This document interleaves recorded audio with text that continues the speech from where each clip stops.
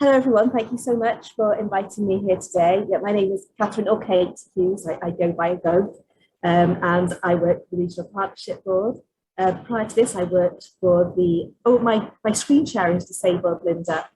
Would I be able to share my screen so I can share my presentation? Linda, Sorry, I thought I'd done it earlier. Should be there now.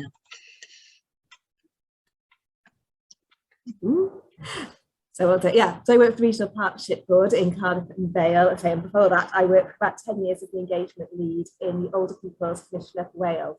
So when I started working here, we were really keen to develop our engagement. So I'm going to give you a quick run through really of where we are, where we're looking to go, and stick to my time. So, lovely, I can share now. There we go, share. So we've done that one. Let's do, come on. Oh, this is going to have to do it. I won't waste your time trying to get it all up on the big screen. Right, so I've done my introduction. So just to give you a little bit of context, I'm really about purpose-based engagement, and that's why I wanted to share this slide. So it's very much about our communications and our engagement, because I do run both, are linked to having an aim. So communication is around persuading a defined audience to undertake a defined action to create a defined outcome in a planned, effective and inclusive way. And then our engagement is supporting a defined audience to influence a defined decision in a planned, effective and inclusive way. And the reason which I am so obsessed, my team would probably say, about purpose-based engagement is so we can measure the outcome at the end. So I always start with those questions. What do you want people to do? What do you want to tell us? What decision are we actually going to let them influence? Because people don't want to just have a chat with us. They want to see that what they're saying makes a difference. So I'm very keen to define those right at the start of any project I work on. So just to show you a little bit about the wider team. So those of you who don't know anything about the Regional Partnership Boards and Cardiff and Vale in particular, we are a partnership. We don't exist as a sole organisation. You'll see my email is an NHS one. I work in the NHS communications team. And our board is made up of the statutory sector partners, third sector partners, and representatives of citizens and carers as well. So I do work with such part of the broader partnership, and what we want to achieve really is a world where people reach a partnership first before looking at silo working. So where are we now? Obviously, I say I'm relatively new in post and have been developing our plans. So at the moment, we're undertaking what we call a population needs assessment, and every partnership board in across Wales will be doing this. So we're going out to targeted populations to understand their care and needs support. We're also going to be looking at the market, so are looking at the market to understand what's going on there and how we fill the gaps. We also have 3 big programs of work, so that's Aging Well, Starting Well and Living Well, so they're throughout the life courses. So again, we undertake engagement in each of those, linked to our capital projects. So we have funding to build buildings and renovate buildings and transform spaces. So we do engagement in all these areas at the moment, but it's a little bit, I'd say, ad hoc, and we're looking to get better at it.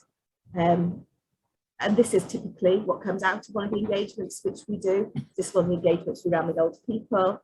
We kind of themed what they told us into different areas, and then we shared that with our partnership board, with the people who actually make decisions, and with the Aging Well Partnership Board, who particularly ran that engagement for, to make sure that that what's being said in these groups has an influence as well on the wider work we do.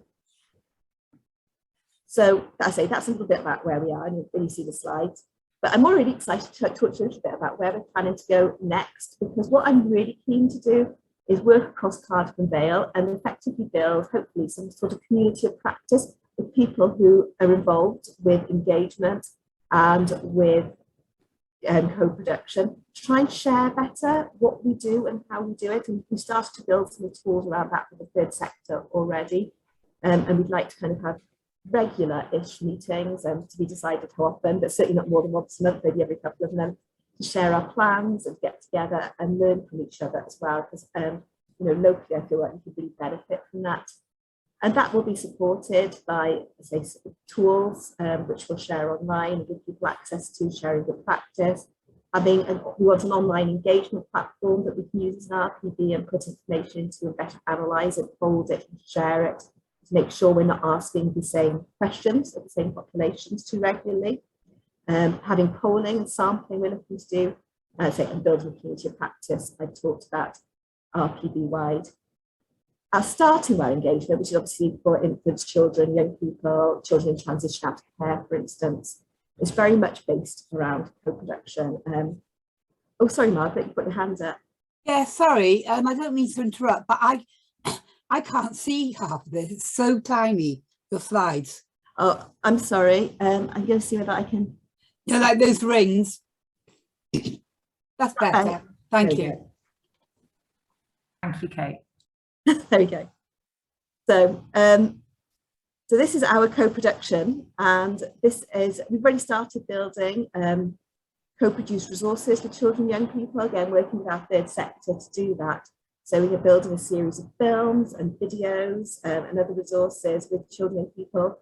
We're co-producing the logo for our emotional health and wellbeing, and they'll even be helping us scaling it. We're going to be also co-producing a range of resources where children and young people can talk directly to decision makers about their thoughts and feelings, how they're experiencing services in the next couple of years. So we're looking at building that. And all this work's going to be done through trusted intermediaries, so people who the children know, who they trust.